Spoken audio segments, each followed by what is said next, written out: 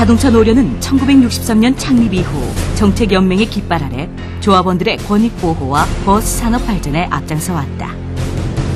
대물보험 가입 의무화, 파견 근로자 사용 금지, 강제 중재 폐지 등 단체 행동권 확보와 근로조건 저하를 막아냈으며 버스 재정 지원금 확보, 외부 광고 사업 운영권 이관 등 버스 산업 발전의 토대를 마련했다. 또한 버스 준공영제 도입과 확대로 조합원들의 근로조건에 획기적인 변화를 가져왔으며 운전석 보호 격벽 설치, 버스 운전자 보호를 위한 특가법 개정, 각종 정책 연구 등 주요 정책 활동의 성과는 안전한 버스 현장의 기반이 됐다.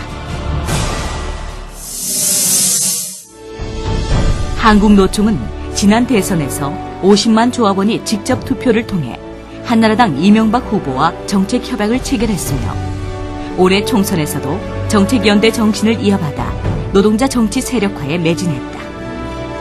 연맹 강성천 위원장은 총선 기간 내내 전국을 순회하며 한국노총 정책연대 실현을 위한 조합원의 단결을 호소했다. 정부와 국회가 노동자 서민을 외면하는 현실에서 노동자가 직접 정치에 참여해 목소리를 내야 한다는 시대적 요구에 직면했기 때문이다. 그 결과 올해 총선에서 연맹 강성천 위원장을 비롯해 한국노총 출신 4명의 국회의원이 탄생했다. 이는 한국 노동 정치의 새 역사를 기록한 것으로 전환기 한국 사회의 변화를 이끌어갈 토대를 마련한 것으로 평가받고 있다. 우리 노련 또한 이번 총선의 산실로 질적 도약의 계기를 마련했다. 장시간 근로, 열악한 환경과 부실한 법, 제도적 보호장치 등을 개선해 조합원들의 삶의 질을 향상시킬 씨앗을 뿌린 것이다.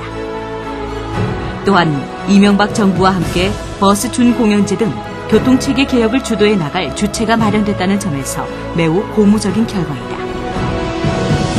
향후 노동정치의 중심에서 우리 자동차 노련의 역할이 더욱 요구되는 이유가 여기에 있다.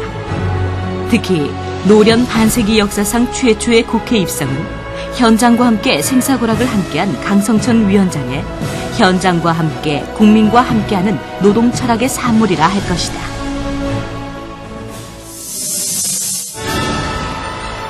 운수 노동자의 장시간 근로에 따른 교통사고 위험성은 누차 강조되어 온 사실이다. 연맹은 지난해 버스 운수업 근로시간 개선 방안 연구 용역을 통해 장시간 노동에 따른 사고율 증가와 사회적 비용 증대 등 논란이 되어온 쟁점들에 대한 분석 결과를 제출했다.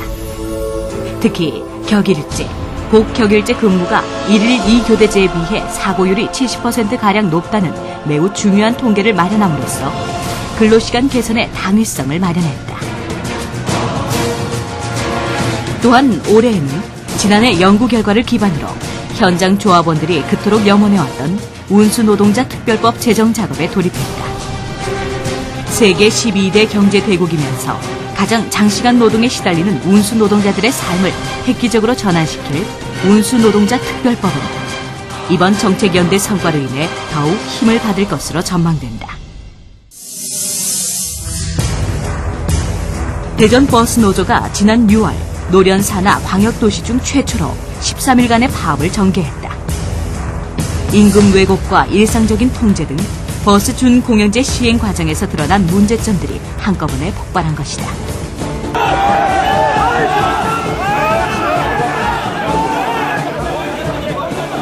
흔들려도 우린 죽는다. 하나 되어 우리 낙선다. 승리의 그날까지. 그러나 버스 준공영제 하에서 지방자치단체의 벽을 넘지 못하고 아쉬움을 남긴 채 마무리됐다. 한편 올 2월 대전시는 버스 준공영제를 폐지하고 책임 경영제로 전환한 상태다. 이는 대중교통의 공적 서비스 철학을 훼손하는 행위로 파업에 대한 보복의 의미가 강하다 할 것이다. 또한 인천, 울산, 여수 등 제도 시행을 앞두고 있는 지역에도 영향을 미치면서 제도 시행에 난항을 거듭하고 있는 실정이다. 그러나 미래가 암담한 것만은 아니다. 연맹은 올해 버스 준공영제 시행지역 교섭위원 워크숍 등 새로운 체계에 따른 대응 전략을 논의하는 자리를 마련하고 전략 전술적 특화를 위한 토대를 마련하고 있다. 또한 새 정부와 지속적인 정책 협의를 통해 제도 확산을 위한 법 제도 개선에 주력하고 있다. 정부도 내년까지 전국 광역도시에 버스 준공영제를 시행한다는 계획을 발표한 상황이다.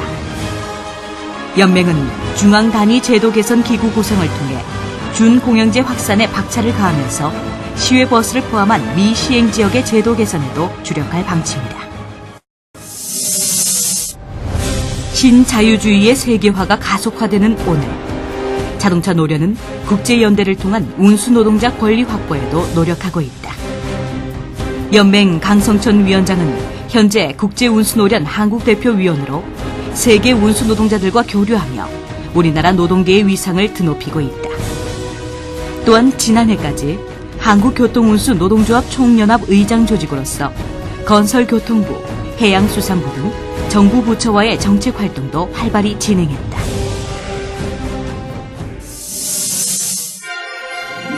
조합원 평균 연령이 이미 47세를 넘어선 상태다. 이에 따라 연맹은 대외적 정책 활동뿐만 아니라 조합원 개개인의 생활과 복지를 위한 활동도 겸비하고 있다.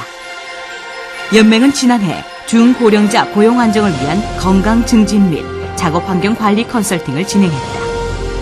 총 252명이 참여한 이번 컨설팅에는 조합원 개개인의 건강 상태 분석과 이에 따른 개선 방안을 구체적으로 제시하면서 건강한 일터 마련에 총력을 기울였다. 또한 안전한 일터를 위한 2차 산업안전실태 조사를 진행하고 작업 환경 개선 방안을 모색했다.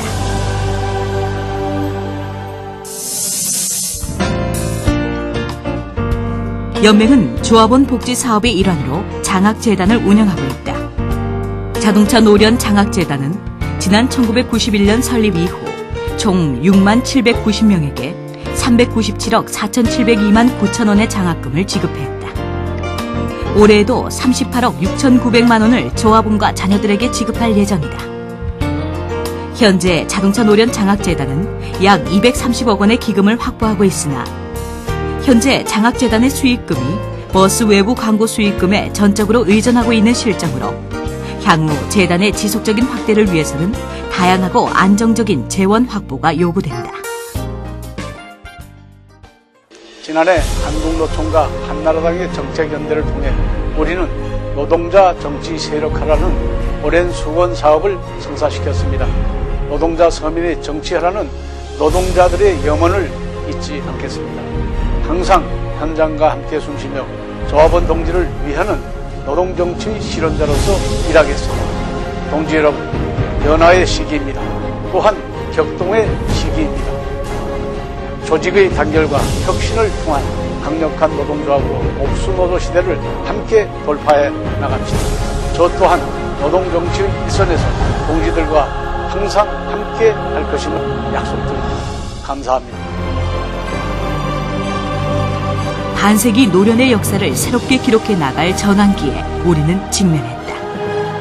우리나라 최초의 운수노동자 특별법 제정, 버스 준공영제 확대를 통한 교통체계 개편, 복수노조, 전인자 임금 등 넘어야 할 과제가 산적하다. 노동정치의 최일선에서 투쟁하며 대안을 창출하는 조직으로 모범을 보일 시기다.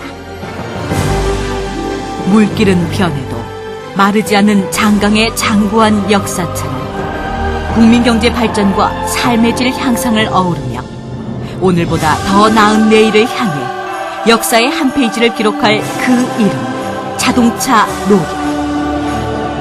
10만 동지들의 열정과 희망을 모아 새 역사를 펼쳐나가자.